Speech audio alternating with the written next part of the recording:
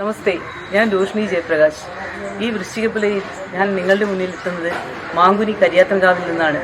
മാങ്കുനി കരിയാത്തൻകാവ് അരീക്കാടിനടുത്ത് ഒളവണ്ണ റൂട്ടിലുള്ള ഒരു പ്രശസ്തമായിട്ടുള്ള പുരാതനമായിട്ടുള്ള ഒരു ക്ഷേത്രമാണ്. ചെറിയ ക്ഷേത്രമാണെങ്കിലും ഇവിടെ കുടിയിരിക്കുന്ന മൂർത്തി വളരെ ശക്തിമാനാണ്. ആ മൂർത്തിയെക്കുറിച്ചും ഈ ക്ഷേത്രത്തിൻ്റെ ഐതിഹ്യത്തെക്കുറിച്ചും പറയാനായി ക്ഷേത്രത്തിൻ്റെ സെക്രട്ടറി സതീഷിൻ്റെ ഒപ്പം ഉണ്ട്. പറഞ്ഞോളൂ. നമസ്കാരം. സ്വാമി ശരണം. നമ്മളെ പരപ്പനങ്ങാട് രാജവംശവുമായി ബന്ധപ്പെട്ടിട്ടുള്ള ഐതിഹ്യമാണ് ഇവിടെ ഉള്ളത്.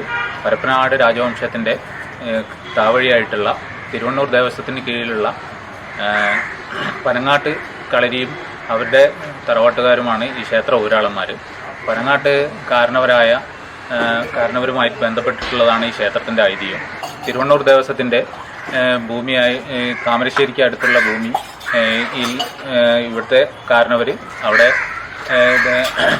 കൃഷി ആവശ്യത്തിന് രാജവംശത്തിൻ്റെ ഇതിൽ പോയി അവിടെ എത്തിയിട്ട് അവരെ കാണാത്തതിൻ്റെ പേരിൽ അവരെ സഹോദരി ഇവിടുന്ന് അവരെ തെരഞ്ഞുപോയി അവിടെ എത്തി ജ്യേഷ്ഠനെ കണ്ട് തിരിച്ചു പോരുമ്പോൾ ജ്യേഷ്ഠനെ സഹോദരിയുടെ കൂടെ ആരെ പറഞ്ഞയക്കും എന്നുള്ള സംശയത്തിൽ നിൽക്കുന്ന സമയത്ത് അവിടെയുള്ള പരദേവതയ്ക്ക് വിളക്ക് എത്തി സഹോദരി തിരിച്ചു പോരുന്ന സമയത്ത് തൊട്ടടുത്തുള്ള തെങ്ങിൽ നിന്ന് നാളികേരം വീണ് ആ നാളികേരം എടുത്തു പോരുമ്പോൾ ആ നാളികേരത്തിലൂടെയാണ് ദേവൻ ഇവിടേക്ക് വന്നതെന്നുള്ളതാണ് ഐതിഹ്യം. സഹോദരിയുടെ കൂടെ നാളികേരത്തിൽ പോകുന്ന ദേവൻ ആദ്യം ഇരുന്നത് താഴെക്കൂട്ടുപടി എന്ന സ്ഥലത്തായിരുന്നു.